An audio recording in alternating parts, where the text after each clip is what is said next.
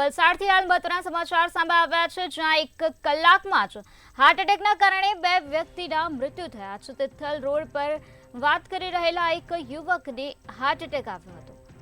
30 વર્ષીય જીમિત રાવલ વાત કરતા કરતા અચાનક જ ઢળી પડ્યા હતા, ત્યારે હોસ્પિટલ ખસેડાતા તબીબોએ તેઓને મૃત જાહેર કર્યા છે।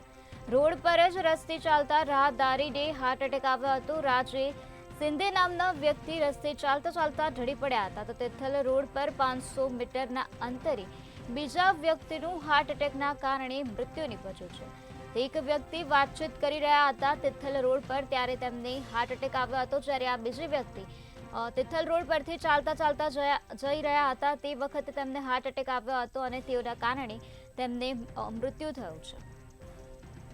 એક જ કલાકમાં હાર્ટ એટેકથી 2 મોત નીપજ્યા છે। 30 વર્ષીય જીમિત રાવલનું હાર્ટ એટેકના કારણે મૃત્યુ થયું છે। આ સાથે રાજે સિંધે નામના વ્યક્તિનું પણ હાર્ટ એટેકના કારણે મૃત્યુ થયું છે। તિથલ રોડ પરનો આ બનાવ છે। તિથલ રોડ પર 500 મીટરના અંતરે બીજા વ્યક્તિના મોતની ઘટના હાલ સામે આવી છે। તો 30 વર્ષીય જીમિત રાવલ વાત કરતા કરતા અચાનક જ ઢળી પડ્યા હતા, તેથી તેઓને સારવાર અર્થે હોસ્પિટલમાં ખસેડવામાં આવ્યા હતા, પરંતુ હોસ્પિટલમાં ખસેડવામાં આવ્યા ત્યારે તબીબોએ તેમને મૃત જાહેર કર્યા છે।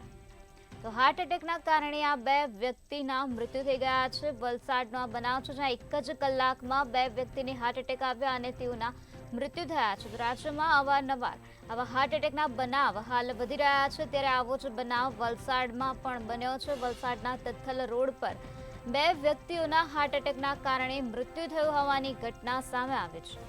તો 30 વર્ષીય જીમિત રાવલનું હાર્ટ એટેકના કારણે મૃત્યુ થયું છે। આ સાથે રાજુ સિંધે નામના વ્યક્તિનું પણ હાર્ટ એટેકના કારણે મૃત્યુ નીપજ્યું છે।